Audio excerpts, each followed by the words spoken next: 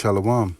This is your brother Karath. I'm coming at you again with another lesson. I want to give all praises, glory, and honor to Yahweh, Bahashem, Yahweh Shai, Bahashem, Rikar Kudash. Double honors to the elders and apostles of Great Millstone who rule well. Peace and salutations to the hopeful elect. Enough respect to the brothers that's preaching and laboring in this truth. I'm going to entitle this lesson, When You Pray and Get a Hell No. We all know that godliness and immorality and ignorance to divine things and ignorance to human duties concerning divine things can get you a hell no. We all know these things. But the more nuanced reasons for the hell no, can be a little bit more tricky, because the Most High can give you a hell no and you be like, yo, I was praying, I was doing this, but I still got a hell no. We got to understand that the Most High he's intricate, he's elaborate, he's precise, he's deliberate, and plus he's the three Oms. He's omniscient, omnipotent, and omnipresent. So you can't slip nothing by him, and his eyes are everywhere, and he knows everything, and he's everywhere because his incorruptible spirit is in all things. So with that in mind, and in light of all that, you got to understand that the Most High will give you a hell no because of various reasons, man. Even if you go here to 1 Corinthians 11, we're going to start at verse 4. It says, every man praying or prophesying having his head covered dishonoreth his head. It reads on, but every woman that prayeth or prophesieth with her head uncovered, dishonoreth her head, for that is even all one as if she were shaven. Verse 6, for the woman be not covered, let her also be shorn. But if it be a shame for a woman to be shorn or shaven, let her be covered. Verse 7, for a man indeed ought not to cover his head, for as much as he is the image and glory of Yahweh, Bahashem Yahweh Shai, but the woman is the glory of the man. So we can see that something as small as having your head covered or uncovered can be, that can be a serious offense, man. Because Yahweh Bahashem Yahweh Shai, he pays attention to the most minute details, man. So you may think that, hey, why did I get this no? Why? But Yahweh Bahashem Yahweh Shai, he's very, like I said before, he's intricate, elaborate, precise, and deliberate. And he's the three Oms, omniscient, omnipotent, omnipresent. So when you have to look at even the most smallest things when it comes to getting a no from Yahweh. But then again, his ways are unsearchable. So it's like you can never really, really know why you got to know, because he's so intricate and so elaborate, precise, and deliberate. You know what I mean? So it's kind of a catch. This is Jeremiah 15. It reads, I'm going to start at verse 1. This says, then said the Lord unto me, though Moses and Samuel stood before me, yet my mind could not be toward this people. Cast them out of my sight and let them go forth. So in some instances, it's just the Most High is just like, no, it's a hell no. Some things are just a hell no. Like hell no, I'm not doing it. And that's just the way the Most High is, man. He's just, when it's a hell no, you can't flip him.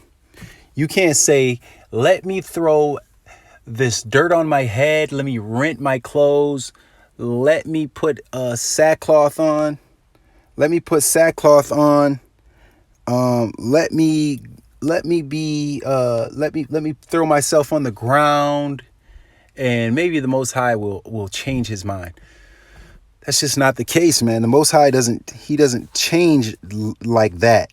You know what I'm saying? It has to be something that he sees and he thinks that, hey, you know what, that this is something worth changing. I should change my mind with this situation because it fits into the grand scheme of things, and it fits into what I want to accomplish, my ends. You know what I mean? Just to kind of give, kind of help the point out here. Let me go to Deuteronomy 3, and I'm going to start at verse 23. It says, this is Moses speaking. He says, and I besought the Lord at that time, saying, O Lord, Yahweh, thou hast begun to show thy servant thy greatness and thy mighty hand. For what Yahweh is there in heaven or in earth that can do according to thy works and according to thy might? Verse 25. I pray thee, let me go over and see the good land that is beyond Jordan, that goodly mountain, and Lebanon. So he was trying to see the promised land. Moses was asking the Most High to see the promised land. Verse 26, but the Lord was wroth with me for your sakes and would not hear me. So the Most High would not hear that prayer, man. The Most High was like, I'm not hearing that. Basically, that's a hell no. And would not hear me. And the Lord said unto me, let it suffice thee. Speak no more unto me of this matter. So the Most High was basically like, no, man. I told you that you're not going to see the promised land. That's a hell no. Like, I'm got to stand firm on this. I'm not going to waver. I'm not a man that I should lie or waver. I won't repent. I'm not a man like that. So if I tell you that you're not going to see the promised land, then it's a hell no. So if you pray about any number of things, oh, Lord, could you let me win this? Or could you let this come my way? Or could you let this happen? If it's not fit in the grand scheme of things, then the Most High is going to give you a hell no, man. You're not going to get it. And here's another example of a hell no. Because people think that they can get a yes out of the Most High when he done already said hell no. This is 2 Samuel 12. I'm going to start at verse 16. And just to give this some context, what I'm about to read, just want to give it some context. This is when David had basically, in a roundabout way, killed Uriah the Hittite to have his wife, and he ended up getting his wife pregnant. You see what I'm saying? So this is 2 Samuel 12 and 16. So now that you know that this is after he had did that, he had killed Uriah the Hittite in order to have his wife. And this is 2 Samuel 12 and 16. It says, David therefore besought Yahweh, and he ended up having a baby with Uriah's wife. After he had the man killed, he ended up having a baby with the man's wife. And this was after the prophet Nathan had came to him and basically gave him spoke to him in a parable about a guy that basically had everything and took a little thing that another guy had. And he was like, oh, man, that's terrible, man. That guy should be put to death. You know what I'm saying? So, let me go ahead and get into this. This is 2 Samuel 12 and verse 16. It says, David therefore besought Yahweh for the child. And this was his child, man, because the Most High basically gave his child an illness so that he could die. And he said, David therefore besought Yahweh for the child. And David fasted and went in and lay all night upon the earth. Verse 17, and the elders of his house arose and went to him to raise him up from the earth, but he would not, neither did he eat bread with them. So he was fasting and he was laying on the ground. You know what I'm saying? He was trying to do all this so the Most High could see him and turn and change his mind. And it says, and it came to pass on the seventh day that the child died. So he did all that. The child still died, man, because Most High was like, hell no. And it says, and the servants of David feared to tell him that the child was dead, for they said, behold, while the child was yet alive, we spake unto him, and he would not hearken unto our voice. How will he then vex himself if we tell him that the child is dead? You see? So that was another example and he calls David a man after his own heart. David was called a man after the Most High's own heart, and he still got a hell no. You know, of course he did that wicked stuff when he did that, what he did. But, you know, if David got a hell no, you know, you can get a hell no too. You pray and then you be like, man, this ain't going my way. Well, that's the way it goes, man. This is another example, man. So don't think it's something strange when you get a hell no. Gird up your loins like a man and understand that you get no's sometimes. This is Luke 9:54, and this isn't necessarily a prayer, but it's like they're asking Lord Yahushua a certain thing, and Lord Yahushua is like, nah, man, that's just a hell no. This is Luke 9:54. It says, when his disciples James and John saw this, they said, Lord, wilt thou that we command fire to come down? But actually, let me get some context. I'm gonna read from verse 50. And Yahushua said unto him, forbid him not, for he that is not against us is for us. And it came to pass, when the time was come that he should be received up, he steadfastly set his face to go to Jerusalem, and sent messengers before his face, and they went and entered into a village of the Samaritans to make ready for him. And they did not receive him. So when he went to the village of the Samaritans, they didn't really receive him, because his face was as though he would go to Jerusalem. And when his disciples James and John saw this, they said, Lord, wilt thou that we command fire to come down from heaven and consume them, even as Elias did? But he turned and rebuked them and said, ye know not what manner of spirit ye are of. Verse 56, for the Son of Man is not come to destroy men's lives, but to save them. And they went to another village. So sometimes we ask things, but it's our limited understanding that gets us the hell no. You know, we have a limited understanding. We have a limited perspective. And that can contribute to that hell no, because you don't even understand, you know what I'm saying, what you're asking for, you know.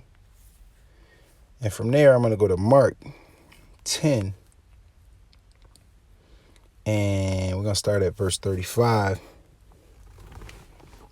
It says, and James and John, the sons of Zebedee, come unto him, saying, Master, we would that thou should do for us whatsoever we shall desire. And he said unto them, what would ye that I should do for you? They said unto him, grant unto us that we may sit one on thy right hand and the other on thy left hand in thy glory. But Yahushua said unto them, ye know not what ye ask. Can ye drink of the cup that I drink of, and be baptized with the baptism that I am baptized with? And they said unto him, we can.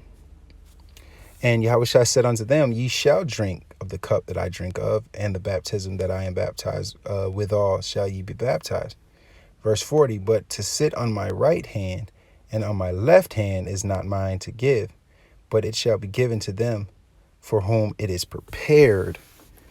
And once again, that's not a prayer, but it's them asking Lord Yahushua a thing that basically gets a hell no. You know, we lose sight of, you know, what this whole situation is all about, what we're involved in, man. This thing that we're involved in, we lose sight of what it's all about. You know, we're merely servants, man. You know that the Salakia, we're merely servants that the Lord set his affections upon, you know. All right. Moreover, you know, some things have already been prepared. Some things have already been prepared, like before we were even on the scene. You know, certain hardships, certain outcomes, certain roads we go down, certain experiences. They're meant to refine us, and certain things are preordained, and we can't undo them through prayer. So that's why it says here in verse 40, it says, it's not his to give. It says, left hand is not mine to give, but to sit on my right hand and on my left hand is not mine to give. But it shall be given to them for whom it is prepared. So some things are already prepared. That's why I was saying certain hardships and certain outcomes, certain roads we go down, certain experiences, certain things that are meant to refine us, they're already preordained, and you can't even undo them with prayer, man. certain tests we go through, you can't undo those things with prayer, man. Or you can't undo them by asking him in you know, the Most High, Lord Yahweh, in Lord Yahweh's name. You can't do that, man. It's already been set the way it's gonna go, you know. And here is the book of Matthew 26. Oh, Salakia. Jake be tired, man. This is Matthew 26. I think I'm gonna start at I'm just gonna go to verse 39, straight to the point. Matthew 26 and 39. And he went a little further. Matter of fact, he says, I'm gonna go to verse 36. Matthew 26 and 36, and I'm probably read down to 39. It says, Then cometh Yahushua with them unto a place called Gethsemane, and said unto his disciples, Sit ye here while I go and pray yonder. So y'all sit here, I'm gonna go pray over there. And he took with him Peter and the two sons of Zebedee, and began to be sorrowful and very heavy. Then saith he unto them, My soul is exceeding sorrowful, even unto death. Tarry ye here and watch with me. So he was real sad. He wanted some of his right hand men to just kind of sit there and just chill out with him, you know. Verse 39, he says, And he went a little further and fell on his face and prayed, saying, O my power, if it be possible, let this cup pass from me. Nevertheless, not as I will, but as thou wilt. So he prayed to Lord Yahweh. He prayed to Yahweh, Bashim Yahushai. He prayed to Yahweh, and he was asking him to let the cup pass from him. Basically, he didn't want to have to go through what he had to go through. He was like, if it be any other way, let the cup pass, so I ain't got to go through this. And in a nutshell, he got crickets, man. He didn't get an answer for that. Because basically, it was a hell no. I'm not doing that. Because you know what you got to do. You know what you're here to do. This is what you got to do. If you pray and ask that the cup pass, you're trying to get out of what's going on here. And Yahweh's like, he's an austere man, man. He's like, nah, man, you're going to go through this. You're going to do it. So some things can't be undone with prayer, man, because the Most High has it set up a certain way. This is James 4 and verse 3. He says, Ye ask and receive not, because ye ask amiss, that ye may consume it upon your lusts. So that's why, another reason why you get a hell no, because you pray amiss. Let's go to amiss real quick. Let me see what that has to say. Yeah, you ask, receive not, because you ask amiss. So when you ask something, when you ask amiss, you ask, let's go down here and see if it gets. You ask improperly or wrongly. You ask wrongly or improperly, man. Why do you ask wrongly or improperly? You pray amiss, that you may consume it upon your lusts. And what are your lusts? You praying so that you can consume it upon your desires and your pleasures. So you're praying to the Most High to give you that certain thing that you were praying for, so that you can consume it upon your desires and your lusts, your physical desires. You know, that's why you're praying. The Most High sees through all that. You can't slip nothing. Remember I said earlier, man, the Most High is the three Oms: omniscient, omnipotent, omnipresent. And on top of that, the Most High is intricate, elaborate, precise, and deliberate. You're not gonna finesse him, man. He knows you're a supplanter. He not finna let you supplant him. He's not finna let you get one on in over him. James 1 and 6. But let him ask in faith, nothing wavering, for he that wavereth is like a wave of the sea, driven with the wind and tossed. For let not that man think that he shall receive anything of the Lord. So wavering, that's another thing.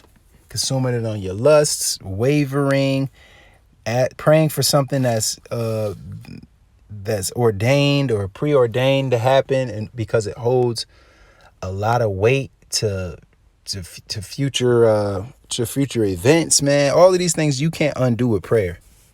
The Most High is gonna give you a hell no every time. This is Luke 18 and 10. It says, 2 men went up into the temple to pray, the one a Pharisee and the other a publican. The Pharisee stood and prayed thus with himself, Yahweh, I thank thee that I am not as the other men are, extortioners, unjust, adulterers, or even as the publican. I fast twice in a week.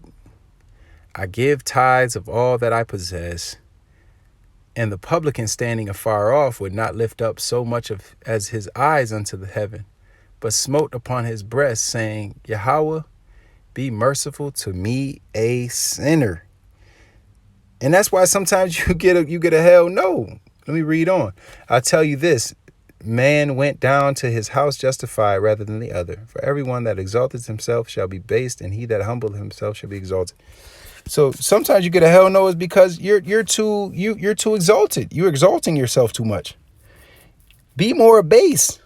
Tell the Most High that you're a piece of shit, because you're nothing. You're really nothing. Remember, the Most High told you, I'll raise up this rock and it'll worship me. You got to understand that you're literally nothing. You're something because the Most High set his affections upon you, like I stated previously, man. This is the book of Psalms 19. Verse.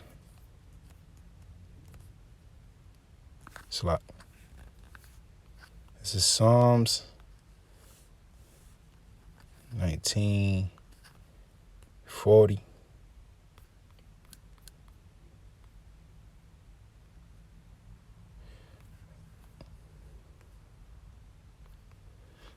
Salakia.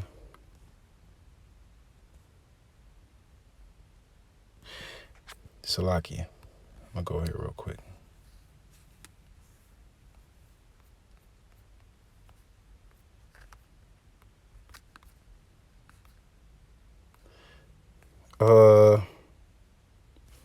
You know what? I think I may be in the wrong book. Salakia, brothers.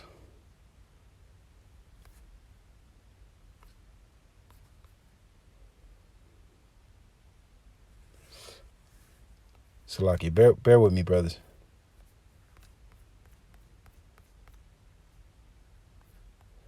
I just may be in the wrong book.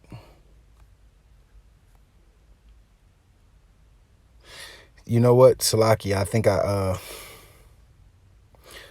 that may be the wrong precept. Salakia, it's all right. We'll go to the next one.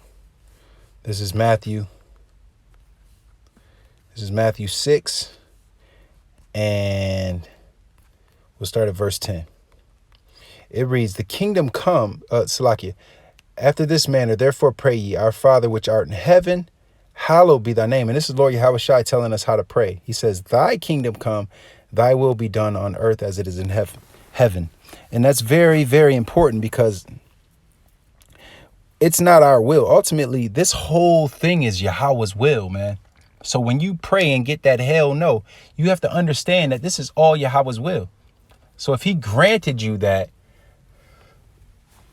that may not be according to his will. His will may be for you to have a certain hardship, or for you to have us go through a certain thing. So you can't look at it like, man, I got a hell no, man. And that's just the way it is, man. Salakia, this is James 5.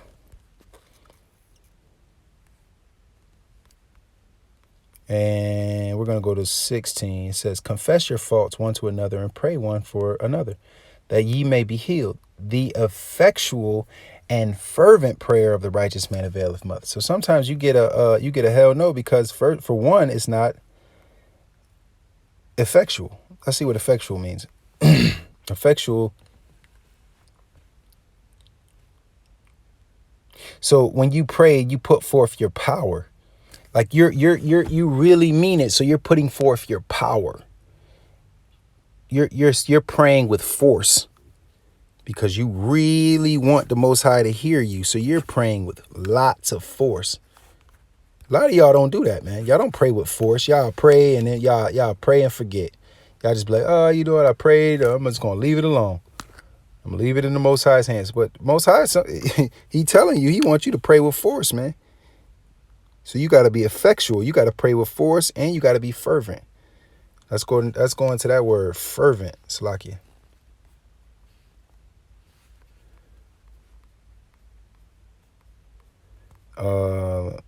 Let's see the and fervent. Here it is.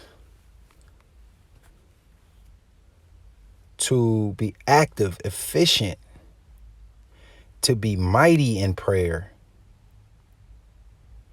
Show forth yourself, to operate this work, put forth power to work. So you basically have to be super active and put forth your whole, you put forth your power and your effort, man. When you pray, the Most High knows when you half-assing it, you praying and half-assing, and when you really mean something and you know and you really want something to happen, you know, sometimes it ain't really a hell no. It's just that I want you to show me that you really want it. Keep coming and bugging me about it. That shows that you're effectual and fervent. You're bugging me about it. You really want it. You don't really want it that much. The Most High be looking at you like, you don't really want it. Look, you're not putting forth your force. You don't mean it. You don't really want that. This is verse Hebrews 12:17. It says, for ye know how that afterward, when he would have inherited the blessing, he was rejected, for he found no place of repentance, though he sought it carefully with tears. And this is Esau, man. This is Esau, the wicked. You know, he sought the Most High. So, in other instances, you'll get a hell no just because, the Most High ain't dealing with your ass, man. He ain't dealing with your ass. So you get a hell no,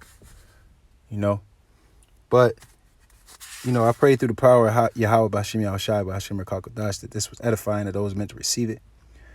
I'd like to give all praises to the Most High, Yahweh B'Hashem Yahushai B'Hashem Rakakodash. Double honors to the elders and apostles of the Great Millstone who rule well. Enough respect to you brothers that's laboring in this truth, and doing it in sincerity. And shalom to the hopeful elect. Until next time, shalom.